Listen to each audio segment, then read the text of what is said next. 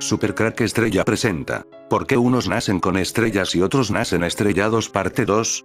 Para entender este video es importante ver el anterior, pero más adelante lo repetiremos en este mismo video para que no tengas que buscarlo. El destino de la suerte está forjado desde la historia bíblica. Es el destino de la sangre como en los cuentos, donde nos hablan del príncipe azul, el linaje de la sangre Rh negativo. Este tipo de sangre se da casi en su totalidad en Europa, y esto nos lleva a la época de los faraones de Egipto. Un 70% de los españoles, pariente de Tutankamón. Recordemos como en el otro video hablaba de los tripulantes de los barcos de Colón que descubrieron América, eran vasco, o sea sangre Rh negativa. Este tipo de sangre son los elegidos y por ello son los que mejor suerte tienen, pues su sangre sería el linaje de los ángeles caídos. Los Nefilim eran, según el relato bíblico de Génesis 6, 1, 4, un grupo de personajes misteriosos surgidos como resultado de una unión antinatural entre seres malignos de naturaleza discutida, dos y mujeres humanas, los cuales habrían existido en la época de los patriarcas Enoc y Noé, y se habrían extinguido posteriormente durante el diluvio universal.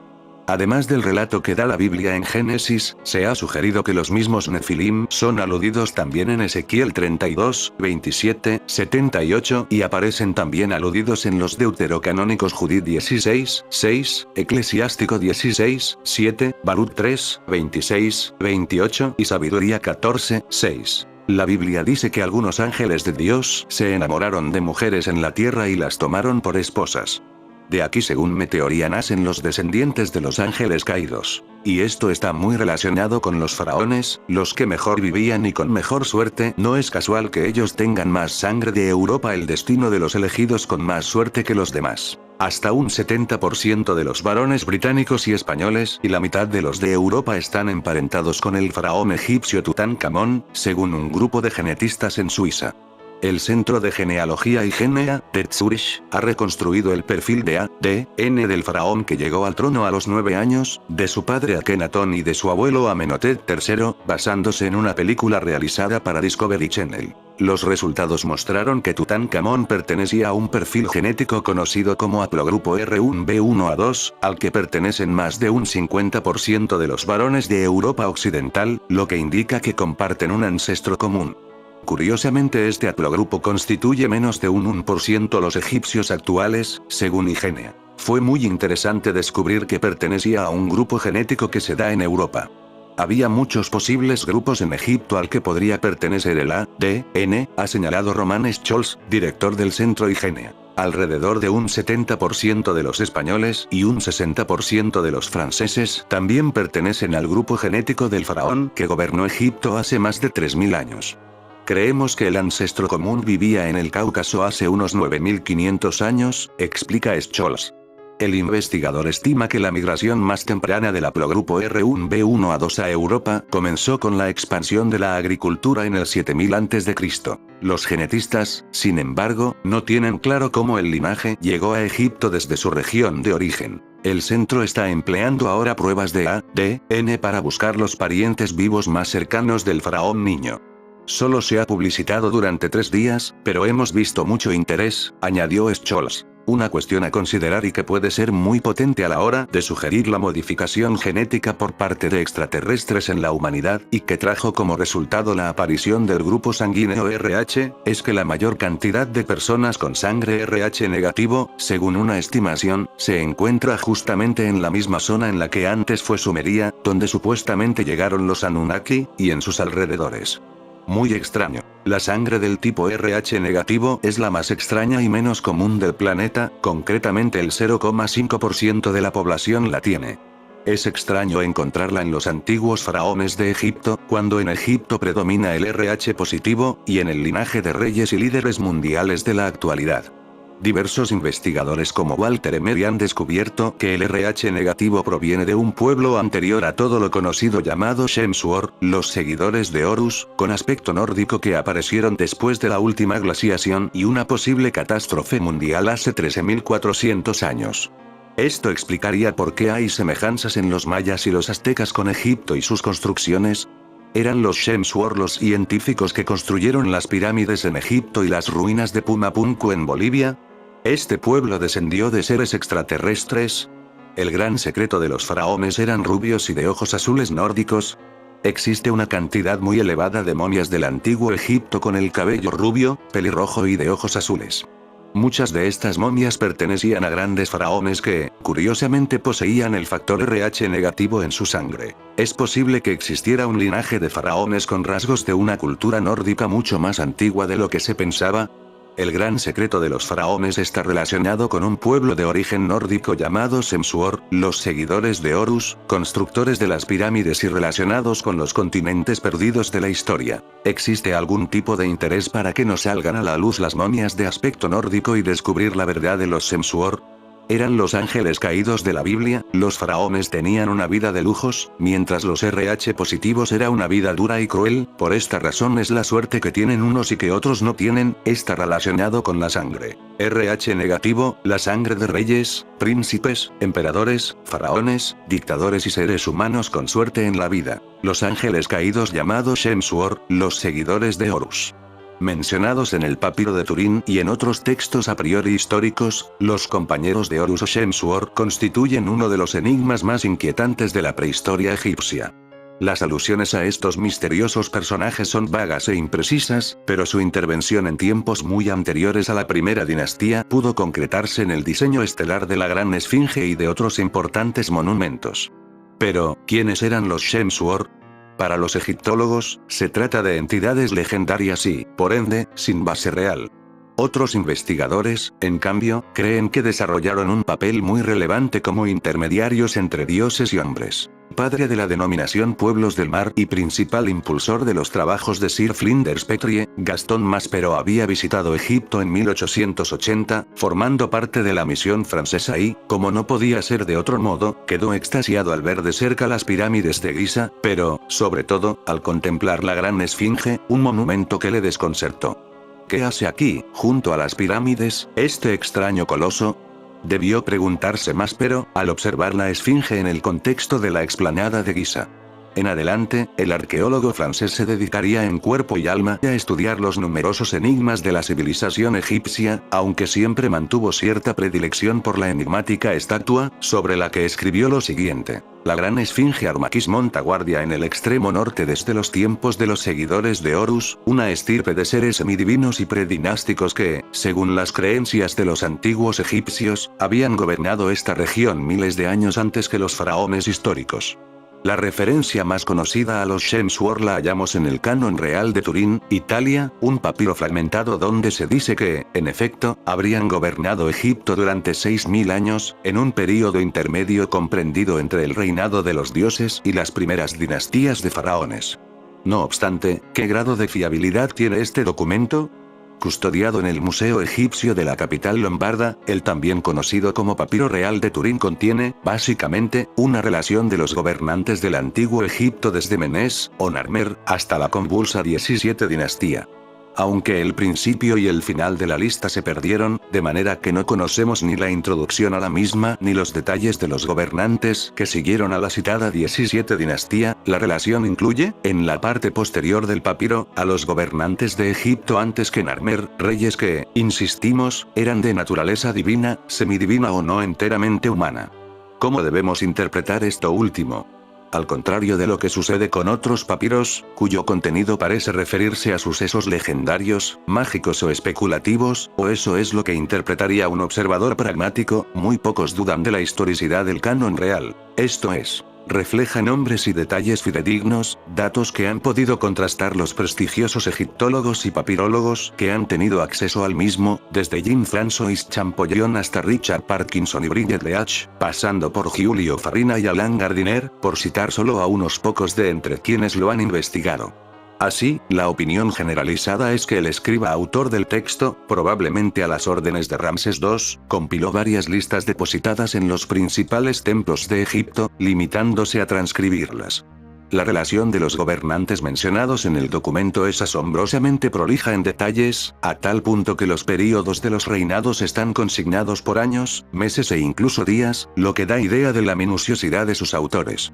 Se trata, pues, de un informe burocrático cuyo contenido nada tiene que ver con formulaciones esotéricas o recetas mágicas. No obstante, la arqueología oficial parece menoscabar la relevancia histórica de este manuscrito, tendiendo a pasar por alto su contenido. La razón de tal olvido probablemente tiene que ver con la incómoda cara B del papiro real de Turín, esa que otorga rango de gobernantes carnales a personajes poco o nada materiales, como los mitad humanos mitad divinos Shemsuor. Que la arqueología oficial haya soslayado el papiro de Turín no debe sorprendernos. En general, los egiptólogos han despreciado sistemáticamente los textos que contravenían sus tesis. Cualquier evidencia que contradijera su versión de la historia de Egipto, ha acabado siendo desprestigiada. Y no solo ha ocurrido con papiros o grabados. Cuando un investigador ha puesto en duda esa versión oficial, inmediatamente se le ha excluido del establishment académico, por mucho que sus propuestas tuvieran el aval de documentos fidedignos o estudios científicos rigurosos. En este caso, tendríamos que, hace alrededor de 12.000 años, Egipto fue gobernado por unas entidades híbridas RH negativo dotadas de avanzados conocimientos, tantos como para haber diseñado la gran esfinge de Giza y realizado quién sabe cuántas otras proezas arquitectónicas o tecnológicas.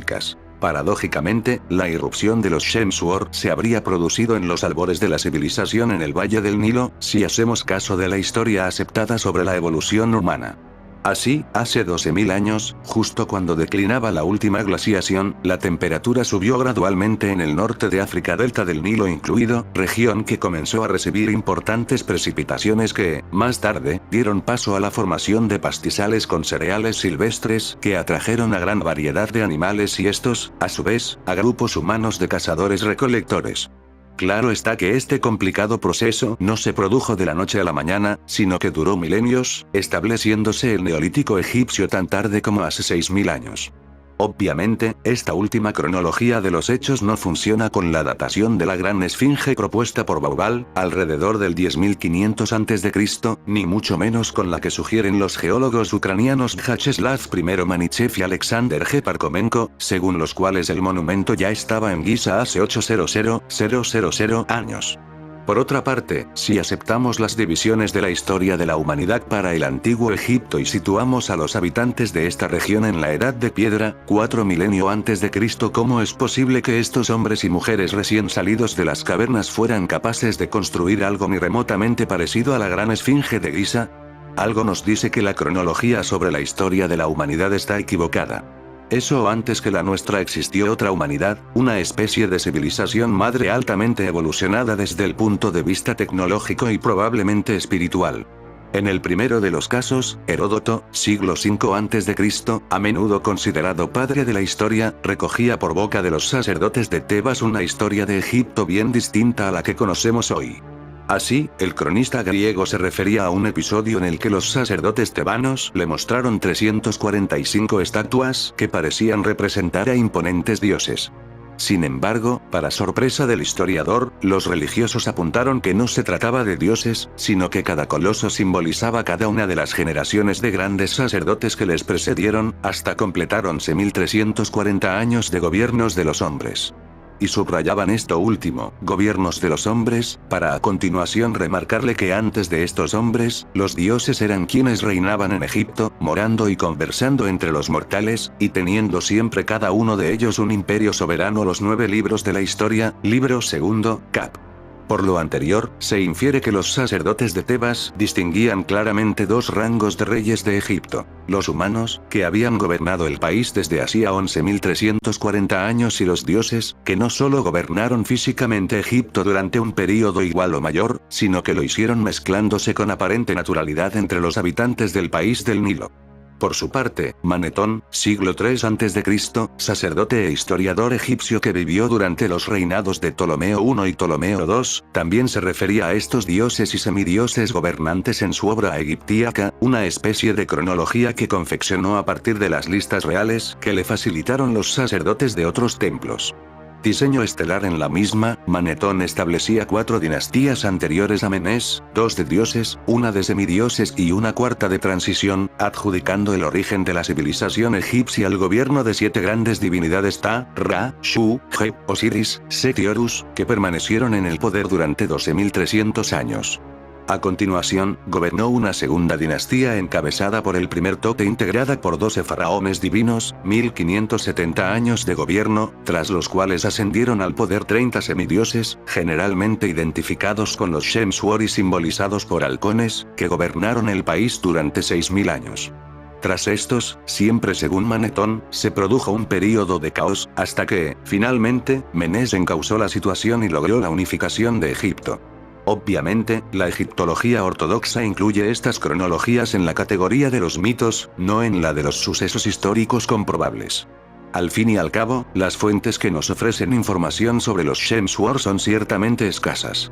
Claro que también podemos extraer información sobre los compañeros de Horus, y sobre los dioses que gobernaron Egipto, de las obras que nos legaron estos misteriosos personajes, construcciones que, en todos los casos, se erigieron siguiendo un plan estelar, como ha quedado atestiguado por los estudios arqueoastronómicos de estos monumentos. De confirmarse la datación extrema de la Gran Esfinge o, cuanto menos, la propuesta por Baubal, los arquitectos de estas imponentes maravillas sin duda tendrían más de celestes que de humanos. No es casual que aquí en Turín también esté la sábana santa y el misterio del aspecto real de Jesucristo. Rituales satánicos. Esto explicaría comerse momias. La tradición de los reyes europeos que cayó en el olvido. Esta tendencia comenzó en la Edad Media, durante el siglo XII. Creían que los cuerpos machacados tenían poderes curativos. Aunque parezca una historia sacada de una película de terror, hubo una época en la que los europeos amaban comer cadáveres de ciudadanos del antiguo Egipto. Al principio, creían que esta práctica los ayudaba a curar enfermedades, pero después se convirtió en un hábito que fue casi imposible de dejar. Según relató el profesor Marcus Armes, de la Universidad de Southern Queensland, en un artículo en la revista The Conversation, esta tendencia comenzó en la Edad Media, a mediados del siglo XII, y se mantuvo durante 500 años. Los boticarios de ese entonces llegaban a las orillas del río Nilo para buscar las momias egipcias que flotaban en el agua. Después, las molían, las enfrascaban y los ciudadanos las consumían, ya que pensaban que tenían increíbles propiedades medicinales. Las personas compraban el polvo de cadáveres egipcios en el mercado como si fuese un jarabe para la tos. De hecho, se convirtió en una de las medicinas más vendidas de la época, sin importar la clase social. Ricos y pobres tenían la fiel creencia de que podía curar enfermedades mortales. Los doctores solían recetar cráneos, huesos y carne de momias pulverizados como un excelente antídoto para el dolor de cabeza, las inflamaciones e incluso, para sanar la peste. La demanda llegó a ser tan alta que hubo médicos quienes no creían en la efectividad del producto y comenzaron a falsificarlo utilizando cuerpos de campesinos en Alejandría, en 1564. Por el contrario, había doctores que consideraban que los cadáveres secos y antiguos no eran la mejor medicina, sino que aseguraban que los huesos, carne y sangre frescos de cuerpos tenían mejores propiedades curativas. El rey Carlos II de Inglaterra tomó medicamentos elaborados con cráneos humanos después de sufrir una convulsión y, hasta 1909, los médicos solían usar las cabezas para tratar afecciones neurológicas. Momias pulverizadas como parte de rituales de la alta alcurnia. Poco a poco, estas sustancias fueron tomando una connotación diferente y las personas de la alta sociedad las empezaron a usar en sus cenas y festines como muestra de vanidad. Incluso cuando los sujetos pertenecientes a la realeza necesitaban medicinas, exigían que fueran hechas exclusivamente con cadáveres de faraones egipcios, ya que pensaban que el verdadero antídoto se obtenía de la sangre de alguien perteneciente a una clase social alta. La realeza se comió a la realeza. A mediados del siglo XIX, ya no se usaban momias pulverizadas como medicamentos, sino que eran parte de sus celebraciones.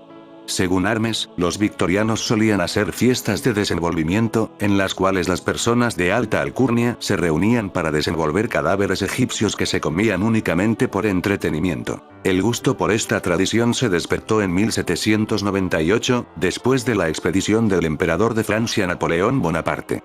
A partir de ese momento, personas de varias partes del mundo viajaban a Europa para conseguir cuerpos auténticos del antiguo Egipto y llevarlos a sus casas para hacer rituales en sus fiestas privadas. En este punto de la historia, esta costumbre había perdido por completo la connotación medicinal. Los victorianos disfrutaban quitarle los vendajes a las momias y ver sus huesos descompuestos. Se reunían en masa en casas, e incluso en teatros, para gozar de este famoso ritual. En el 1908 fue la última vez que se desenvolvió una momia como forma de ritual. ¿Cuándo se terminó la tendencia?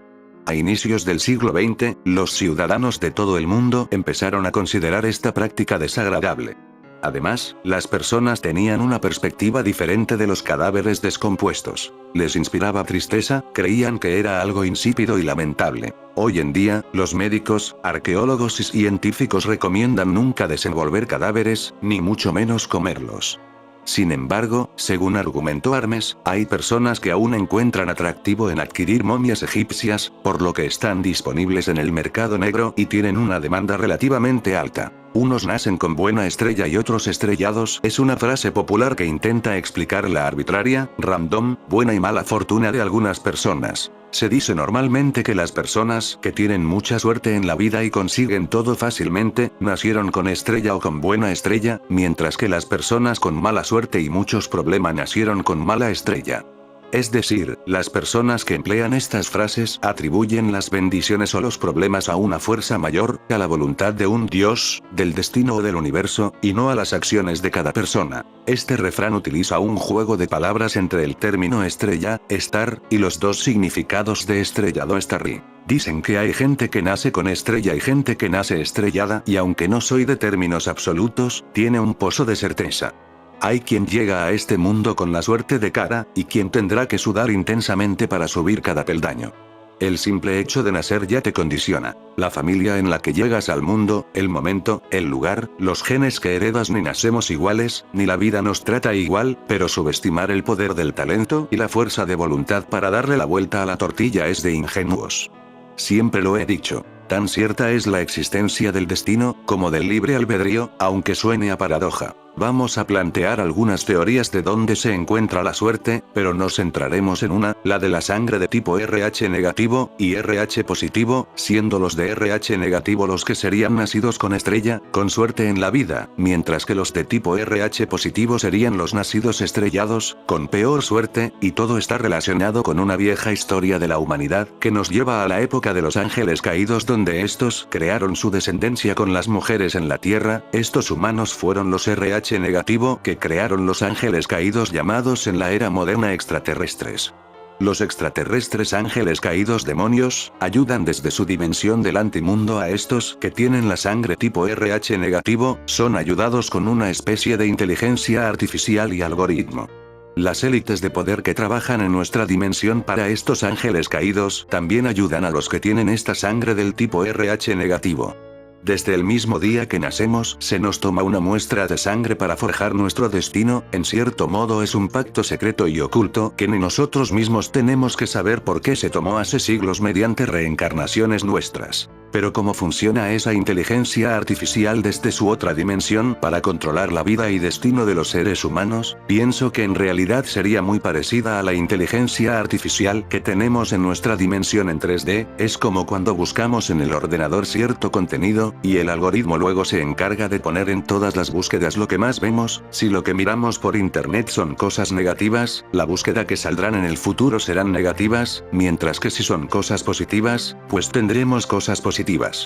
Lo que hace la inteligencia artificial interdimensional es carga a los RH negativo de cosas positivas y los positivos de cosas negativas. Desde la historia del pasado podemos ver cómo los extraterrestres ángeles caídos guían el destino de los elegidos RH negativos. Vayamos al descubrimiento de América de Cristóbal Colón. Sabemos que Colón en su búsqueda de América tuvo un encuentro con ovnis, vistos por él y su tripulación, que eran casi en su totalidad de sangre RH negativa. Los ángeles caídos controlaban el descubrimiento de América, y para ello eligieron para manejar esos barcos a su descendencia los RH negativo. Sabemos que en los barcos que partieron hacia el descubrimiento de América eran vascos y gallegos, que según estudios son los que más tipo de sangre RH negativa hay en España. Además, el mismo día que Colón y su tripulación se encontraban con estos extraterrestres ovnis en el mar, ese mismo día los judíos eran expulsados de España. Repito, ese mismo día del encuentro con los ovnis de Colón y sus barcos, justo ese mismo día.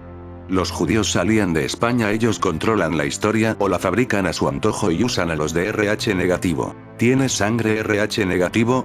Podrías tener genes extraterrestres. Debido a la falta de una explicación científica definitiva sobre su origen, han surgido diversas teorías conspirativas que especulan sobre su relación con seres extraterrestres. La sangre humana ha sido objeto de estudio durante siglos, y los diferentes tipos sanguíneos han sido clasificados y comprendidos en gran medida. Sin embargo, hay un tipo de sangre que sigue siendo un enigma. El grupo sanguíneo RH negativo. El factor RH se refiere a una proteína hereditaria que se encuentra en la superficie de los glóbulos rojos. Aquellos que tienen esta proteína se clasifican como RH positivo, mientras que los que carecen de ella se clasifican como RH negativo. Este grupo, que representa apenas el 8% de la población, ha despertado la curiosidad de investigadores y conspiracionistas por igual. ¿De dónde surge esta peculiaridad y cuál podría ser su significado? Algunos teóricos sugieren una conexión extraterrestre, alimentando aún más el misterio en torno a este tipo de sangre. El origen desconocido de la sangre RH negativo. Curiosamente, el origen de la mutación que produce la sangre RH negativo sigue siendo un enigma para la ciencia. Algunos investigadores se preguntan cómo es posible que los seres humanos, supuestamente descendientes de primates, poseen esta característica única que no se encuentra en ningún otro animal. Supuestamente, el factor RH negativo estaba ausente en América, África y Asia hasta la llegada de la colonización. Solo se encontraba en Europa, lo que sugiere que podría haber surgido como resultado de mutaciones genéticas en esta región. De hecho, a día de hoy, en Asia y América tan solo un 1% y en África un 3% tienen este tipo de sangre, mientras que en Europa es del 30%. Dentro de Europa, se ha observado que la mayor concentración de personas con sangre RH negativo se encuentra en el País Vasco.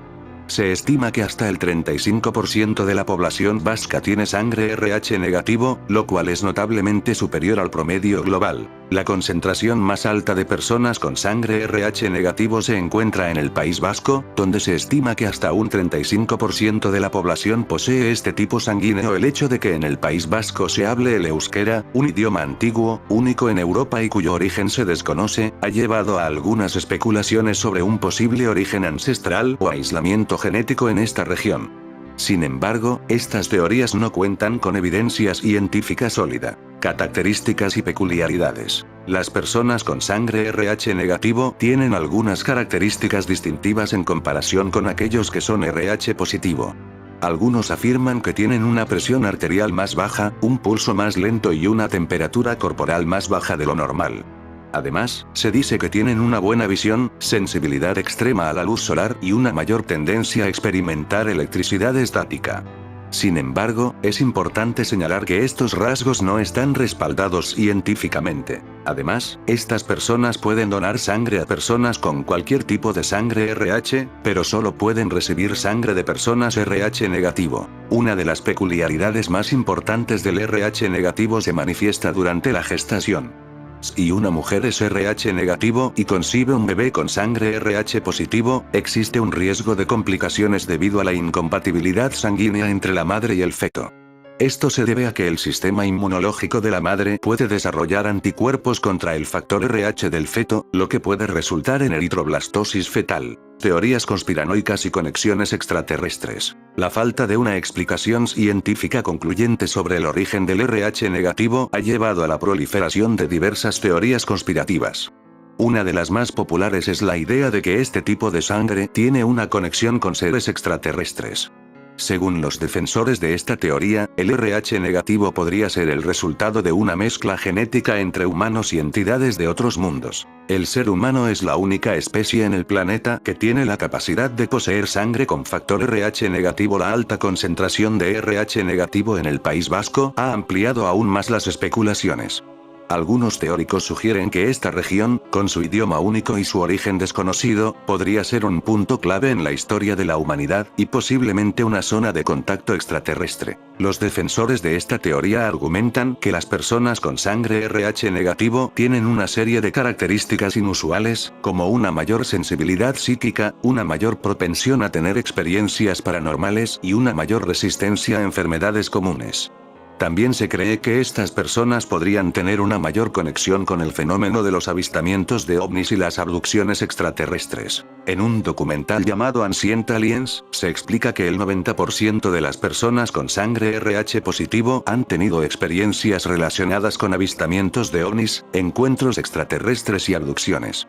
Estas afirmaciones han llevado a una mayor especulación sobre una posible conexión entre el factor RH negativo y la vida extraterrestre. Únicamente alrededor del 8% de la población se considera RH negativo, sin embargo, se estima que en el País Vasco hasta un 35% de la población posee este tipo de sangre, aunque la sangre RH negativo sigue siendo un enigma en términos de su origen y peculiaridades. Es importante destacar que las teorías conspiranoicas y las conexiones extraterrestres carecen de evidencia científica sólida. En fin amigos de Supercrack Estrella, si el video te gustó pulgar arriba.